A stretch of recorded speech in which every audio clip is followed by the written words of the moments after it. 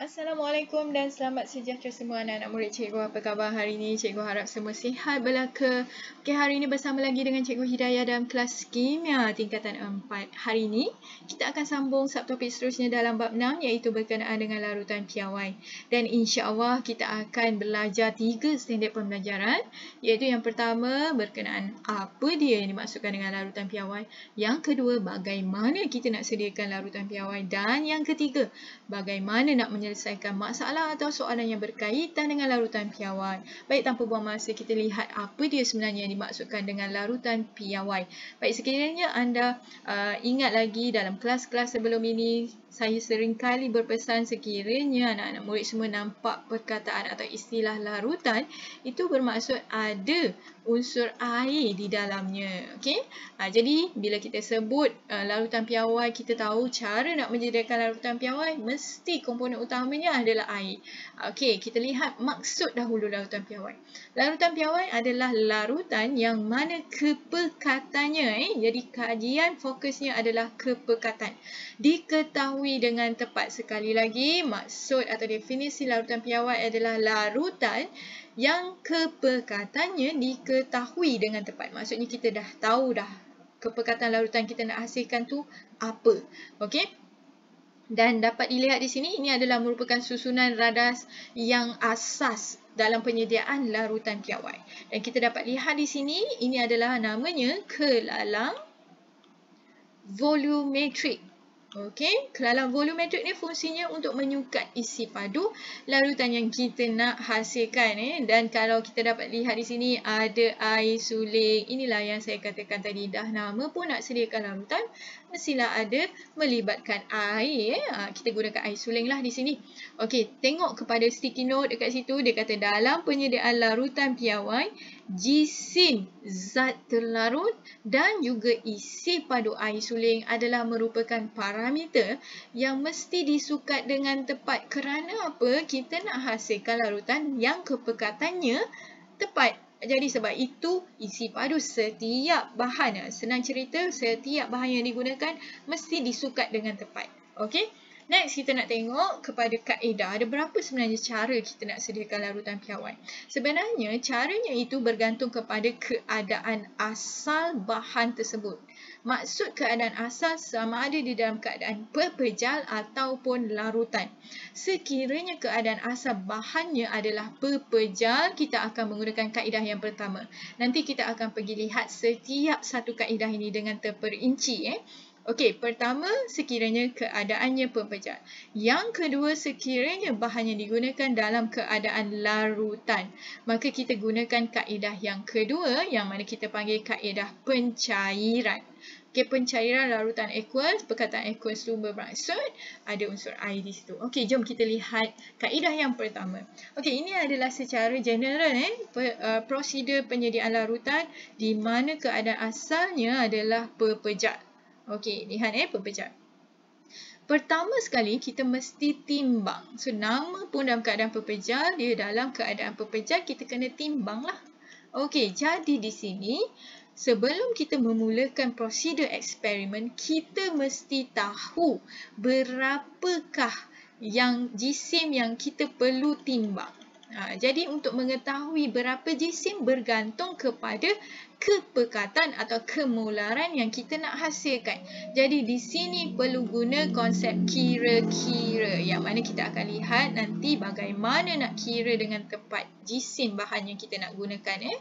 Okey. Kita pergi dahulu secara serba ringkas prosedurnya. Kemudian apabila setelah selesai timbang, kita akan pindahkan ke dalam bikar dahulu. Dan kemudian kita tambah air suling. Air suling ni bahan contoh di sini, natrium karbonat. Kita dah timbang. Kemudian kita dah tambah air suling, kita kacau. Ini penyediaan larutan stok lah kita panggil.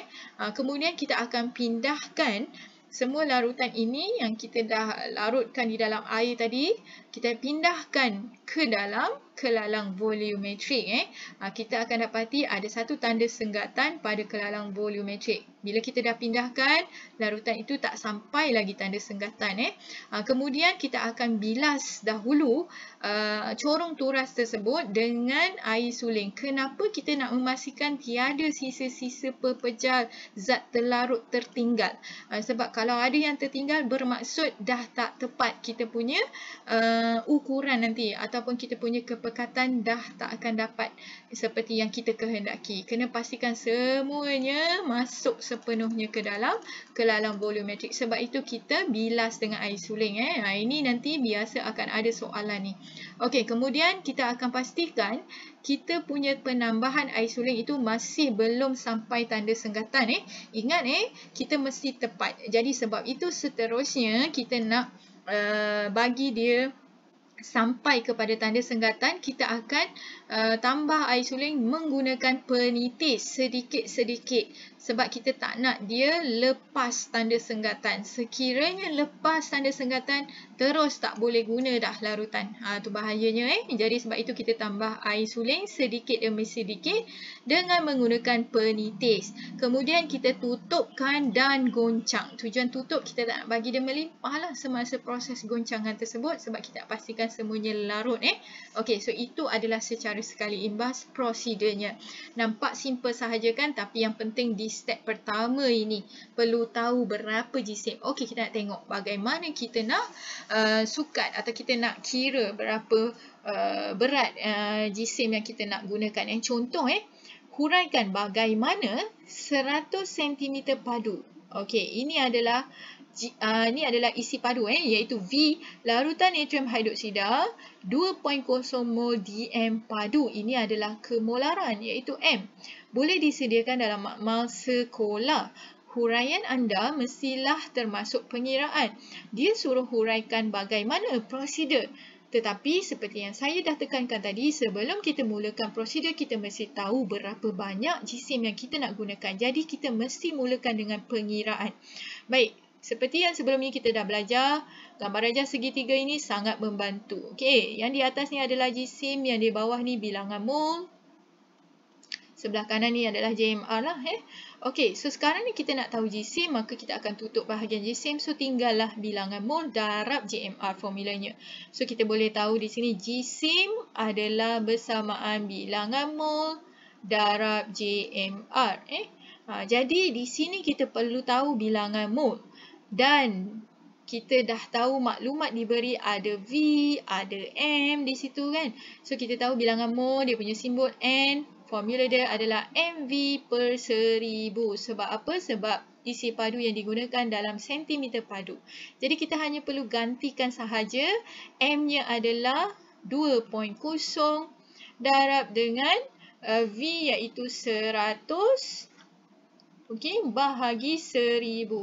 Okey, kita akan kira berapakah jawapannya. So 2 darab 100 bahagi 1000, kita akan dapat 0.2 mol. Jadi bilangan mol natrium hidroksida 0.2 mol. Tetapi kita nak timbang jisim. Jadi di sinilah kita menggunakan formula jisim adalah sama dengan, so kita tulis, saya guna warna yang berbeza supaya nampak jelas. So di sini saya tulis dekat kolom ini, jisim adalah sama dengan bilangan mol, betul? So bilangan mol adalah 0.2 darab JMR. Okey, sekarang untuk JMR itu yang perlu hati-hati. Kita tengok bahannya apa? Natrium hidroksida. Perlu formula kimia yang betul. So formula kimia natrium hidroksida NaOH. Maka jisim adalah 0.2 darab. Okey, jadi JMR Na23 tambah O16 tambah H1. Okey, so kita kira kita akan dapat 8.0 gram. Di sinilah baru boleh kita teruskan prosedur penyediaan larutan apabila kita dah tahu jisimnya. So di sini 8.0. Ini 8.0. Okey, so itulah dia cara bagaimana kita nak kira jisim. So diharap jelaslah dengan penerangan itu tadi. Okey. Dan kaedah yang kedua, kita nak lihat kaedah pencairan. So, seperti mana yang saya dah terangkan tadi, kaedah pencairan asalnya dalam keadaan larutan. Jadi, sebenarnya anda selalu je guna kaedah pencairan ni. Contoh, kalau dalam kehidupan seharian kita, kalau ada pelajar yang pernah buat air sirap contohnya, tapi terlebih manis dan terlebih pekat, apa yang anda lakukan? Mesti anda tambahkan air untuk bagi dia cair. Itulah dia konsepnya sebenarnya kaedah pencairan. Cuma kita nak lihat secara lebih terperinci. Okey, kita tengok definisinya adalah dia melibatkan penambahan air kepada larutan stok. Apa yang dimaksudkan dengan larutan stok? Larutan stok yang asal tadi yang pekat. Kita nak hasilkan larutan yang lebih cair. Stok adalah yang asal, yang pekat. So, kita nampak dekat sini raja ni lebih jelas. Okey, yang larutan stok atau yang lebih pekat ni, kita nampak ada biji-biji ni, ada 5 biji. Itu adalah sebenarnya zat terlarut. Contoh, kalau kita nak menghasilkan air gula kan, gula itu kita namakan zat terlarut. Apabila kita nak cairkan air gula tersebut, kita hanya tambah air tapi kita tak tambah gula. Jadi di situ kalau kamu lihat di sini masih kekal 5 biji. Tetapi kita hanya tambah air sebab itu dia akan cair. Tapi konsepnya bilangan mol zat terlarut masih lagi dikekalkan. Inilah dia yang dikatakan tidak mengubah bilangan mol zat terlarut sebelum dan selepas pencairan adalah sama. Yang berubah hanyalah kepekatan dan juga isi padunya. Okey, jom kita nak lihat sedikit konsep. Di sini tadi saya kata bilangan mol zat terlarut sebelum adalah sama dengan selepas. Jadi bilangan mol, simbol dia adalah N dan formula dia MV per 1000. Cuma sekarang ni kita akan menggunakan satu label 1 dan 2. Sebab 1 tu mewakili sebelum, 2 tu mewakili selepas. Mana-mana pun boleh. Kalau anda nak anggap 2 tu sebagai sebelum pun tak ada masalah. Cuma pastikan sepadan. Perbandingannya, kalau M1 pasangannya V1. Kalau M2 pasangannya V2. Dia tak boleh M1 V2. Dia saling tukar pasangan macam ni. Tak boleh. Okey, mesti pasangan yang sepadan. Cuma 1 dengan 2 bolehlah mana-mana sebelum ke selepas. Okey, so kita akan dapat inilah dia yang terhasil. M1V1 sama dengan M2V2. Dengan kata lain, bilangan mol sebelum pencairan adalah sama dengan bilangan mol selepas pencairan. Yang ni tak perlulah saya nak terangkan. M tu sebenarnya adalah kemolaran, V tu adalah isi padu. Baik, kita nak lihat kepada sekali imbas prosedur penyediaan larutan piawai melalui kaedah pencairan. Okey, kalau kita dapat lihat di sini, asalnya ini adalah larutan stok. Ataupun dengan kata lain, larutan yang masih pekat lagi, yang belum kita tambahkan apa-apa. Kemudian kita perlu keluarkan isi padu yang telah dihitung. Kalau first tadi, prosedur atau eksperimen pertama kita timbang sebab keadaan asalnya pepejal. Tapi sekarang keadaan asalnya larutan, so kita akan sukatlah guna apa? Guna pipette. Pipette ni macam ni. Pipette tu kita dia untuk menyukat isi padu yang lebih kecil, yang lebih sikit. Jadi kita guna pipette dengan syarat kita dah tahu berapa isi padu. Sekali lagi, sebelum kita laksanakan prosedur seterusnya, kita mesti ada pengiraan dahulu. Kira-kira. Kalau yang pertama kira jisim, yang ini kita kira isi padu. Kemudian setelah kita buat kira-kira, kita akan pindahkan yang kita dah sukat guna pipette ke dalam kelalang volumetrik. Kemudian baru kita tambah air suling. Okey, sehingga pastikan belum lagi capai tanda senggatan. Hampir-hampir saja. Kenapa kita tak nak dia lepas? Kemudian nak bagi dia tepat, barulah kita tambah setitis demi setitis dengan menggunakan penitis. Kemudian akhir sekali macam biasa tutup dan goncang. Okey, untuk pastikan semuanya itu bercampur dengan lengkap lah. Okey, so itu adalah prosedur kaedah pencairan. Okey, sekarang kita nak lihat kepada pengiraan. Tadi saya kata sebelum kita teruskan prosedur, first kita mesti tahu berapa banyak yang kita nak gunakan kan. Okey, contoh soalan kira isi padu. Kira isi padu. Dia suruh kita kira V. 2.0 mol asid sulfurik ini adalah M. Okey. Yang diperlukan untuk menyediakan ni V2. Sebab apa saya panggil V2? Sebab selepas asid sulfurik 1.0 mol DM padu, ini M2. Maksudnya selepas. Jadi apa yang kita masukkan di sini, seperti biasa kita akan keluarkan maklumat yang ada selepas pencairan. M-nya adalah 1, V-nya adalah 100. Sebelum tu yang kita tak tahu apa dia isi padu ni. Sebelum, nampak tak kepekatannya 2.0 kan lebih pekat. So kita buat satu perhubungan di sini. M1, V1, M2, V2. Tak nak guna AB pun tak apa. M1, V1 sama dengan M2, V2. Kita akan gantikan nilai lah. Katakan M1 tu 2.0. Okay, V tu kita tak tahu berapa. Tinggalkan dalam keadaan V1 sama dengan M2 1.0, V2 100. So, untuk mendapatkan V1, kita buat penyusunan semula lah. 1.0 darab 100 bahagi 2.0. Dan kita akan dapati isi padu sebelum pencairan, yang maksudnya kita nak gunakan, yang kita nak keluarkan tu, berapa banyak yang kita nak guna adalah 50 cm padu. Okay. So, setelah kita dapatkan isi padunya, baru kita boleh teruskan prosedur seterusnya. Ingat unitnya adalah dalam cm padu. Okay. So, diharap jelas di situ. Okey, seterusnya kita nak lihat sedikit penyelesaian masalah berkaitan larutan piawai dan pencairan. Okey, kita nak tengok rajah menunjukkan 75 cm padu. Ini 75. Okey. Asid nitrik 2.0 ini adalah kepekatan asid. Ini adalah isi padu asid yang dicairkan kepada X mol kepekatan tak tahu. Yang ni maksudnya selepas. Kalau saya senang nak buat macam ni, saya buat macam ni. Sebelum, selepas. Okey. So sekarang apabila 25 cm padu air suling ditambahkan, hitungkan nilai X sebelum, selepas. Okey, selepas setelah kita tambahkan air suling, maksudnya total adalah V75 tambah 25. Katalah saya letak situ V2. Mesti kita perlu tambahkan sebab kita melibatkan campuran dua larutan. Jadi total di sini adalah 100 cm padu V2. M2 yang kita tak tahu kepekatannya. Kita letakkan X. Okey. Sebelum kita dah tahu, sebelum adalah yang ini.